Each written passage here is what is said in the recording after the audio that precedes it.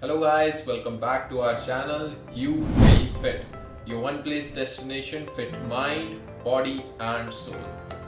तो आज हम बात करेंगे इंटरमिटेंट फास्टिंग के ऊपर। इंटरमिटेंट फास्टिंग होती क्या है, इसके क्या बेनिफिट्स होते हैं, कितने टाइप्स की इंटरमिटेंट फास्टिंग होती है, किस चीज़ को हम इंक्लूड करें, किस चीज़ को इग्नोर करें, एवरीथिंग रिलेटेड टू इट। बहुत लोगों का ये क्वेश्चन होता है, बहुत क्यूरियस होते हैं लोग जानने के लिए कि क्या क्या स्टेप्स होते हैं इंटरमिटेंट फास्टिंग को फॉलो करने के लिए। तो आज हम इस वीडियो में सब चीज़ कवर करेंगे, everything I will try to clear to you guys. तो लेट्स बिगिन द वीडियो।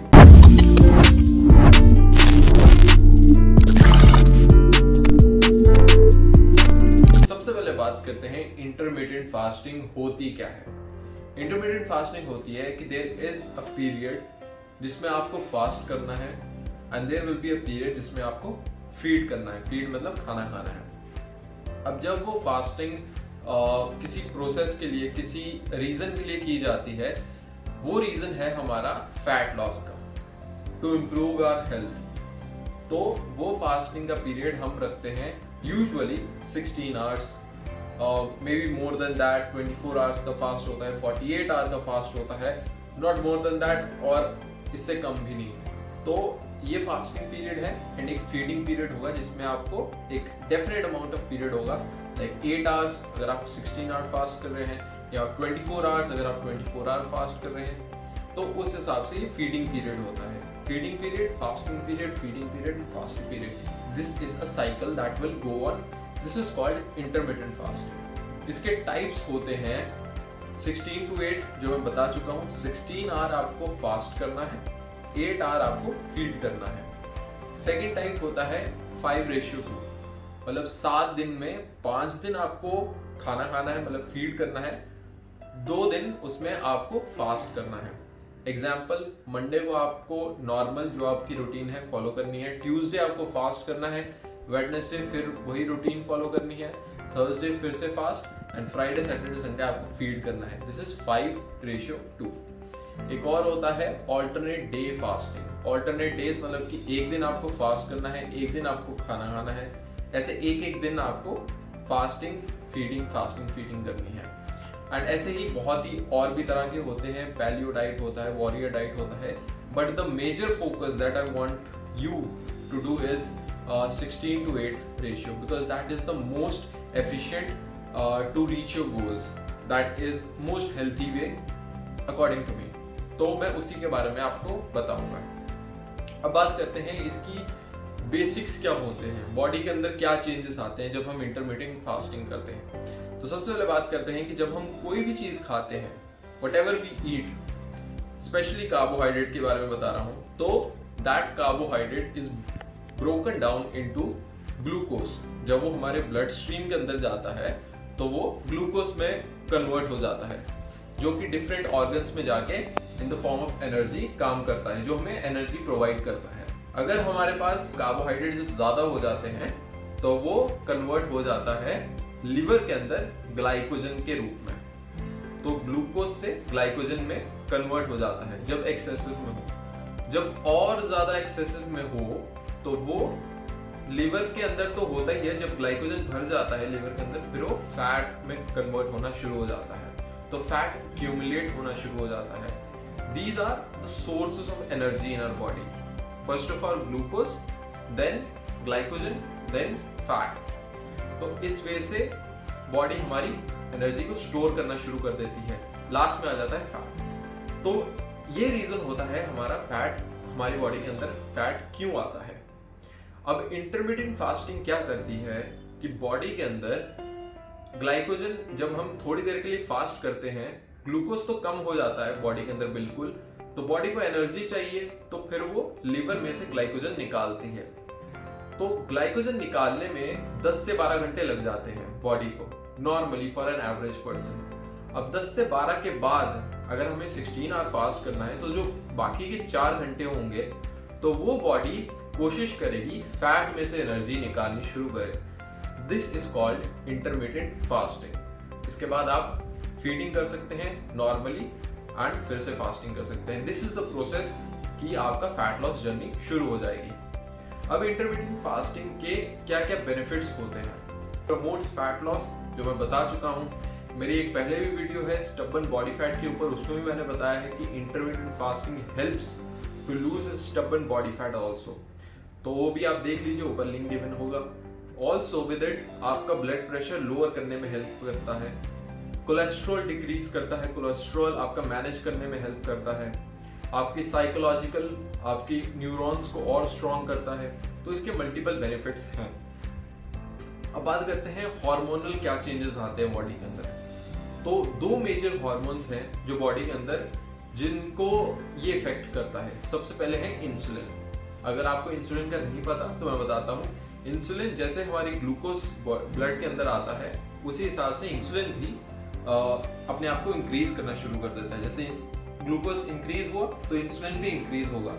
अब इंसुलिन स्पाइक होने की वजह से हमारी शुगर बॉडी के अंदर इंक्रीज होता है। ग्लाइकोजन है तो मतलब कि हमारी बॉडी के अंदर शुगर ज्यादा है, इंसुलिन स्पाइक होगा, और इंसुलिन ज्यादा होगा तो फैट एक्यूमुलेट ज्यादा होता है।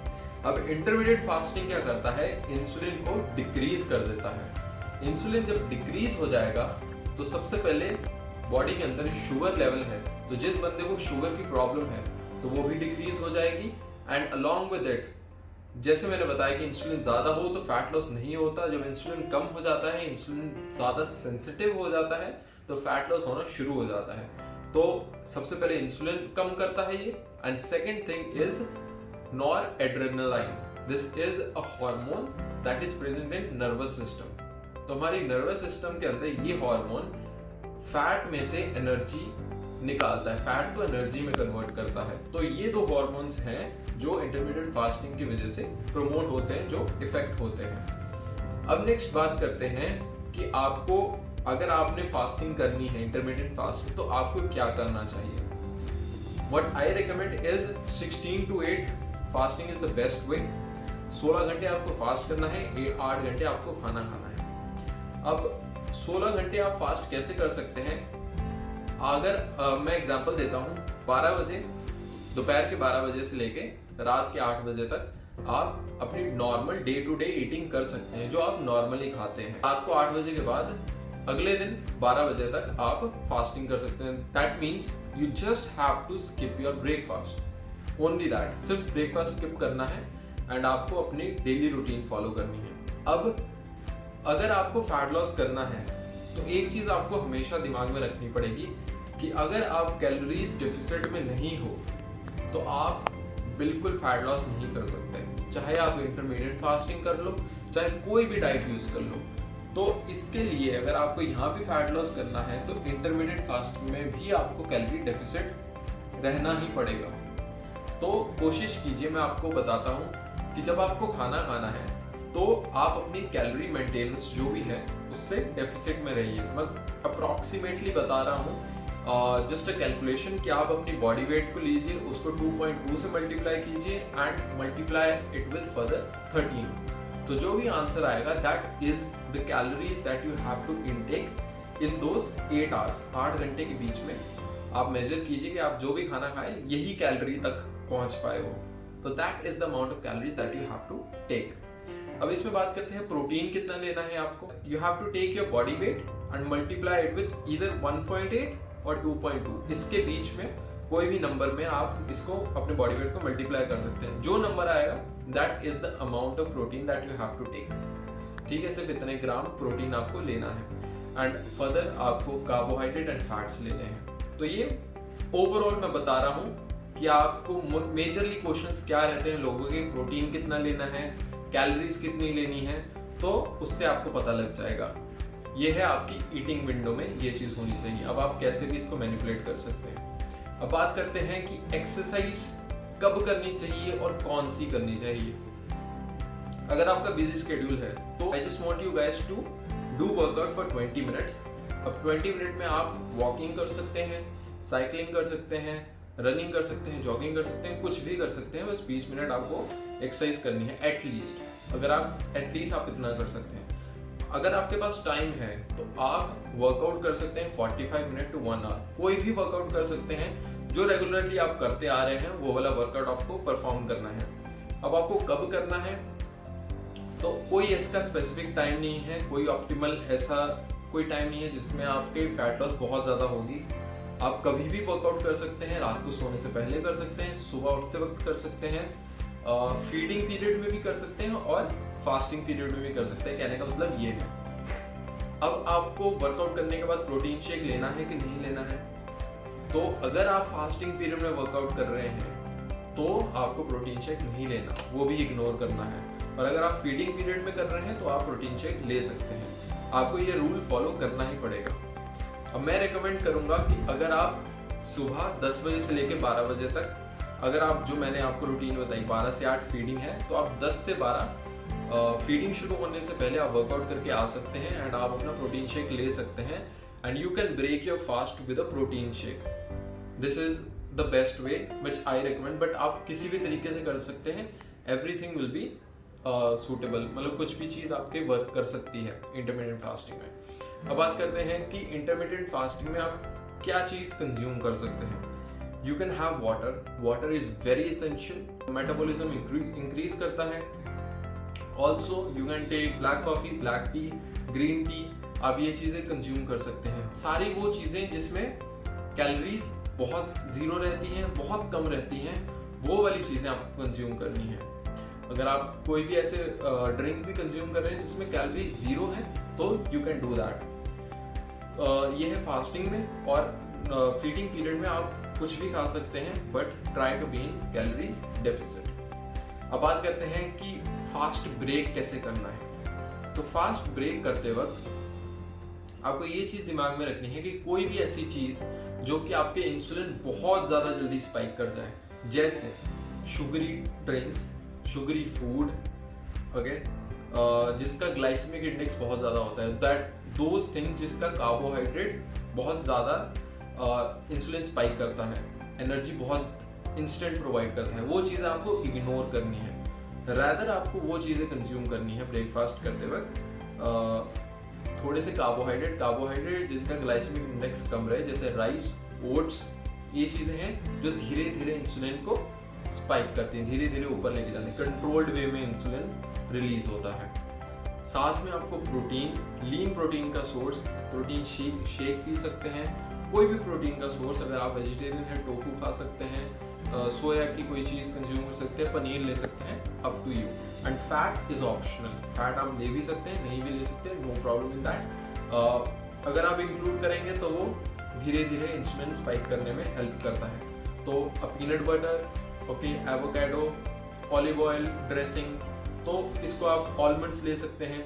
तो ये फैट आपको कंज्यूम करना है। तो ऐसे आप फास्ट ब्रेक कीजिए, कोई भी ऐसी रैंडम चीज़ खा के फास्ट ब्रेक मत कीजिए। बाकी पूरे दिन आप अपने रेगुलर डाइट ले सकते हैं जो मैं बता चुका हूँ। तो ये थी सारी चीज़ें इंटरमीडिएट फास्टिंग के ऊपर, everything from A to Z।